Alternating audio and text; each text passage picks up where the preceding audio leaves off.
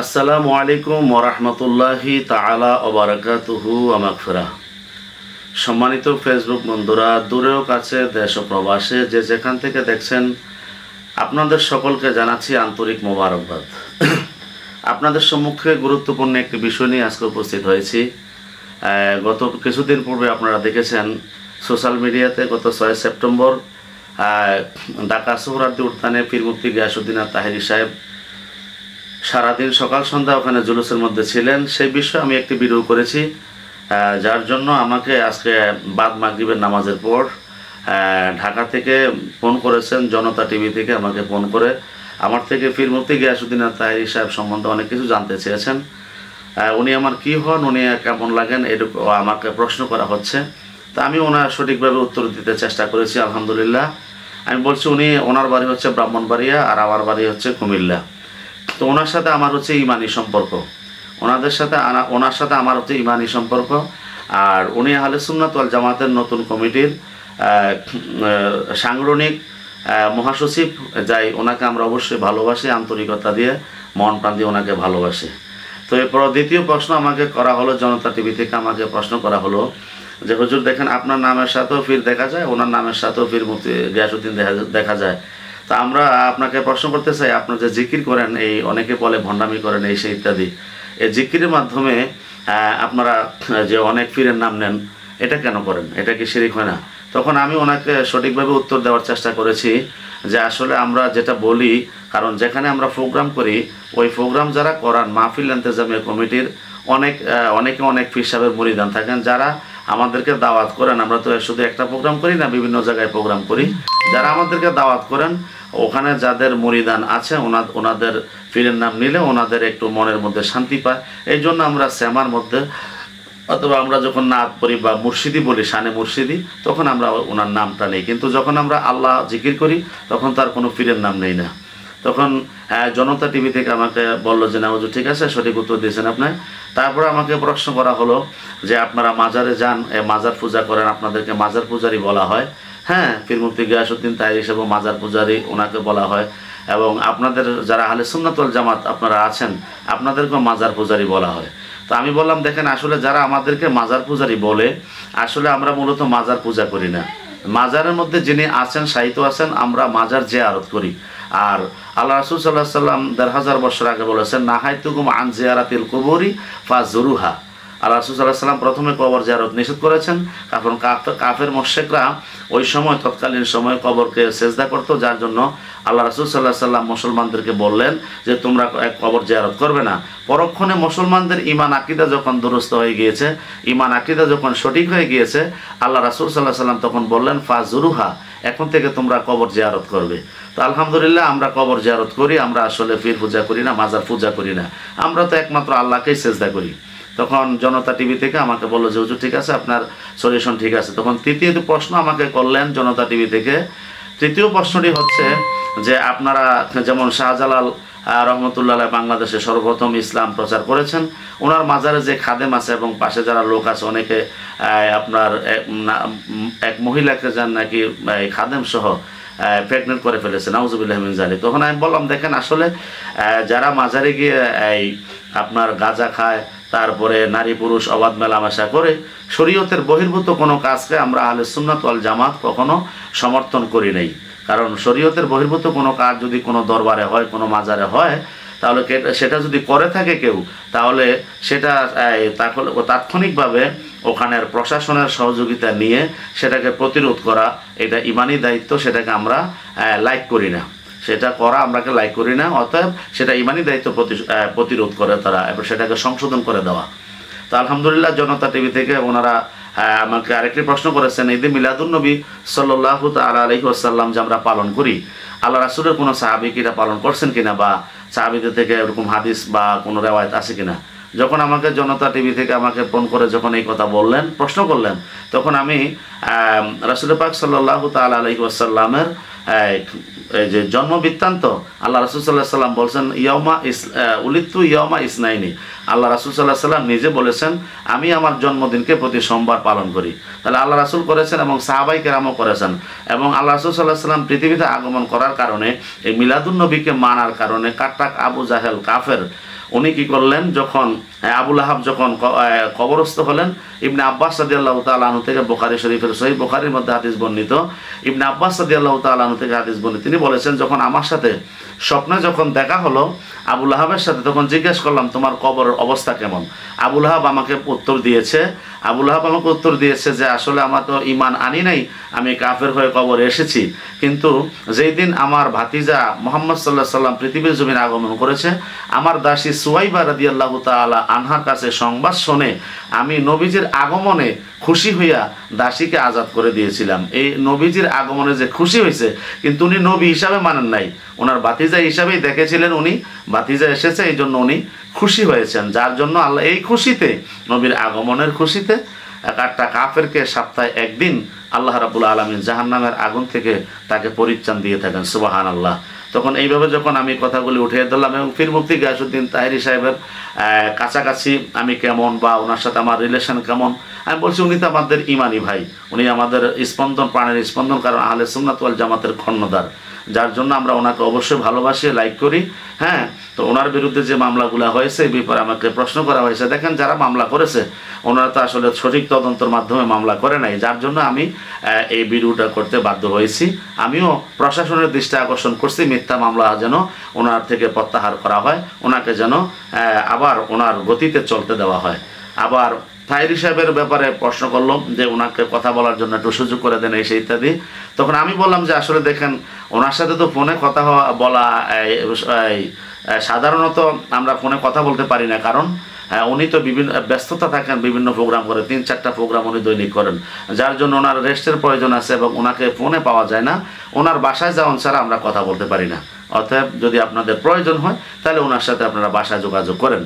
তারপর আমি বললাম যে আমার কাছে 3টা নাম্বার আছে, পীর মুফতি গিয়াসউদ্দিন তাহেরি সাহেবের 3টা মোবাইল নাম্বার আছে, ফোন নাম্বার আছে, ওনার সাথে আপনারা ট্রাই করে দেখেন যোগাযোগ করা যায় কিনা। তারপর ওনার ছোট ভাই আছে মহিউদ্দিন ফয়েজি, ও মাওলানা মহিউদ্দিন ফয়েজি, মুফতি মহিউদ্দিন ফয়েজি, ওনার নাম্বারটাকে আমি জনতা টিভির যিনি আমাকে ফোন করে প্রশ্ন করলেন ওনাকে আমি দিয়ে দেওয়ার চেষ্টা করেছি, এই নাম্বারগুলো ওনাকে দিয়ে দিয়েছি যে আপনারা যোগাযোগ করুন।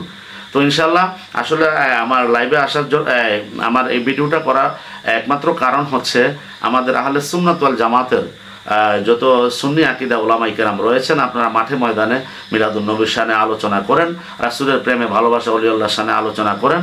তো আপনাদেরকে যদি এইভাবে কেউ কোথাও যদি ফোন দিয়ে আপনাদেরকে এইভাবে বিভিন্ন প্রশ্ন করে, অবশ্যই আপনারা কোরআন সুন্নাহর ভিত্তিতে প্রশ্নের জবাবগুলি দেওয়ার জন্য চেষ্টা করবেন।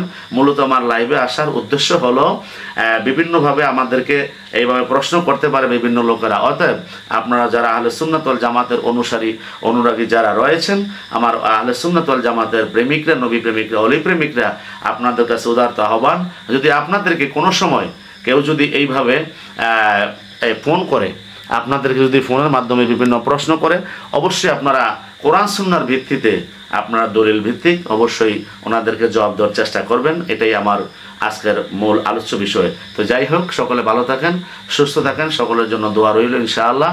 আর আমার জন্য সকলে দোয়া করবেন, এবং সমস্ত ওলামায়ে কেরাম, আহলে সুন্নাত ওয়াল জামাতের সমস্ত ওলামায়ে কেরামের জন্য অবশ্যই আপনারা দোয়া করবেন, যারা মাঠে ময়দানে রসুলের শান মান নিয়ে আলোচনা করে, এবং পীর মাশায়েখদের গুণগান যারা নিয়ে আলোচনা করে।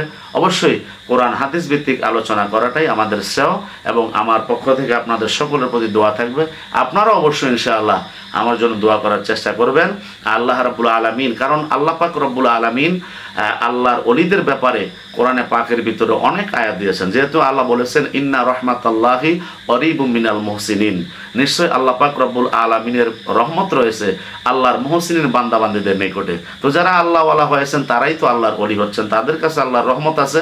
অতএব আমাদেরকে আল্লাহ বলেছেন তোমরা তাদের সঙ্গ অবলম্বন করো, তাদের সাথী হও। তারপরে আমি জনতা টিভিকে আমি কোরআন সুন্নাহর আলোকে ওনাকে প্রশ্নের উত্তরগুলি দেওয়ার চেষ্টা করেছি। মিলাদুন নবী সম্বন্ধে প্রশ্ন করেছেন, আমি কোরআনে আয়াত দিয়েছি। আল্লাহ পাক রব্বুল আলামিন পবিত্র কোরআনে সূরা ইউনূসের 58 নম্বর আয়াতে কারিমার মধ্যে আল্লাহ বলে দিয়েছেন, কুল বিফাদলিল্লাহি ওয়া বিরহমাতিহি ফাবিযালিকা ফালইফরাহু হুয়া খায়রুম মিম্মা ইয়াজমাউন। আল্লাহ পাক রব্বুল আলামিন বলেছে, হে রাসূল আপনি বলেন আপনার উম্মতদেরকে যারা আল্লাহর পক্ষ থেকে রহমত পায়, ফজল পায়, তারা যেন শুকরিয়া আদায় করে। তো আল্লাহ রসুল সাল্লাল্লাহু আলাইহি সাল্লামের ব্যাপারে আল্লাহ কোরআনে বলেছেন, ওমা আরসালনাকা ইল্লা রাহমাতাল লিল আলামিন। আল্লাহ পাকের শ্রেষ্ঠ নিয়ামত হচ্ছে নবী মুহাম্মদ রাসূলুল্লাহ সাল্লাল্লাহু আলাইহি সাল্লাম। অতএব আমরা যখন রসুল সাল্লাল্লাহু আলাইহি সাল্লামকে 12 রবিউল আউয়াল যখন আমাদের রসুল পৃথিবীর জমিনে আগমন করেছেন, আমরা রসুলকে পেয়েছি শ্রেষ্ঠ নেয়ামত হিসাবে। অতএব আমরা এই নেয়ামতকে স্মরণ করে ঈদ মিলাদুন নবী সাল্লাল্লাহু আলাইহি সাল্লাম উদযাপন করি। তো জনতা টিভি থেকে আমাকে প্রশ্ন, উনি বলছেন যে আলহামদুলিল্লাহ হুজুর, আপনার সাথে কথা বলে আমাদের আলহামদুলিল্লাহ, আপনি যে একজন আলেম এবং আপনার নামের সাথে পীর কেন লাগান, এটা প্রশ্ন করা হয়েছে। তখন আমি বললাম, দেখেন কুমিল্লা আহলে সুন্নাত ওয়াল জামাতের কেন্দ্রীয়ভাবে যিনি 29 বছর যিনি সভাপতির দায়িত্ব পালন করেছেন, আল্লামা গাজী বীর মুক্তিযোদ্ধা এম ওয়াহিদ সাবরী সাহেব, উনি আমাকে অনুমতি দিয়েছেন এবং খেলাফত দিয়েছেন, হ্যাঁ বায়াতের অনুমতি দিয়েছেন, যার জন্য আমার নামের সাথে পীর শব্দটা আমি লাগিয়েছি। তো উনিও অত্যন্ত খুশি হয়েছেন আমাকে যিনি প্রশ্ন করেছেন, আলহামদুলিল্লাহ ওনাকে আন্তরিকভাবে ধন্যবাদ আমিও জানাচ্ছি। তো যাই হোক, শেষ পর্যন্ত মিলাদুন নবী সাল্লাল্লাহু তাআলা আলাইহি ওয়াসাল্লামের ব্যাপারে, জুলুসের ব্যাপারে আমাকে প্রশ্ন করা হলো জনতা টিভি থেকে। তো উনি যখন প্রশ্ন করলেন যে আপনারা জুলুস করার পর অনেকে দেখা যায় জুলুসের পরে অনেকে মদ গাঁজা খায়, এই সেই ইত্যাদি খারাপ কাজগুলা করে লিপ্ত হয়, এগুলা কি আপনি জানেন কিনা? তখন আমি বললাম যে যারা নবীর প্রেমে, যারা জশ্নে জুলুস ঈদে মিলাদুন নবী সাল্লাল্লাহু আলাইহি সাল্লাম যারা উদযাপন করে, যারা পালন করে, তারা ঈদে মিলাদুন নবী পালন করার পরে গিয়ে আবার গাজার আসরে বসবে, মদের আসরে বসবে, এটা আমি বিশ্বাস করি না। যদি কেউ সেটা দেখে থাকে তাহলে অন্য সময় কোথাও কিছু করার কারণে ওইটাকে কেটে ছেটে ওইটাকে কাট করে হয়তো ইউটিউব বা ফেসবুকের মধ্যে দিতে পারে। কিন্তু আসলে যারা মূলত জশ্নে জুলুস ঈদে মিলাদুন নবী সাল্লাল্লাহু আলাইহি সাল্লাম যারা পালন করে, তারা কখনো মিলাদুন নবীর পালন করার পরে তারা এগুলা করতে পারে না। আর যারা এগুলা করবে শরীয়তের বহির্ভূত যারা এই কাজগুলা করবে, অবশ্যই আমরা আহলে সুন্নাত ওয়াল জামাতের পক্ষ থেকে বলা আছে এবং আমরা মাঠে ময়দানে এগুলা ওয়াজ নসিহতের মধ্যে বলে থাকি, যারা এই ধরনের শরীয়ত পরিপন্থী, শরীয়তের বিরুদ্ধে যে কাজগুলি হয় বিভিন্ন জায়গায়, এই কাজের পক্ষে আমরা আহলে সুন্নাত ওয়াল জামাত কখনো ঐক্যমত নয়, একমত নয়। আমরা পূর্ব বলেছি, এখনো বলি, ইনশাআল্লাহ ভবিষ্যতে আমরা এই কথাই বলে থাকবো ইনশাআল্লাহ। তো সকলে ভালো থাকেন। তখন উনি আমাকে ধন্যবাদ জানিয়েছেন, ধন্যবাদ দিয়েছেন যে হুজুর আপনার সাথে কথা বলে আলহামদুলিল্লাহ কোরআন সুন্নাহ ভিত্তিক আপনি আমাদেরকে দলিল দিয়েছেন, আপনাকে ধন্যবাদ জানাচ্ছি।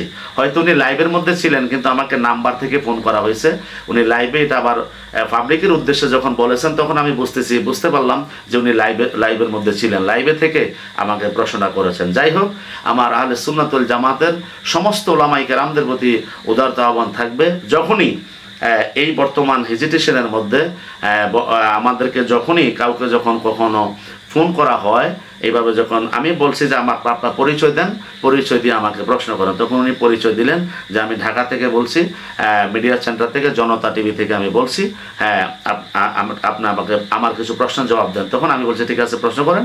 তখন উনি এই প্রশ্নগুলো আমাকে করলো। তো যাই হোক, আমি সঠিকভাবে জবাব দেওয়ার চেষ্টা করেছি।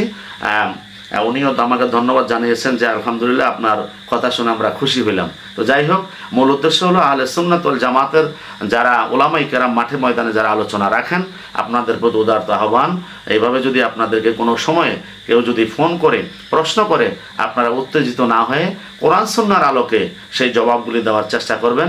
সকলে ভালো থাকেন, সুস্থ থাকেন।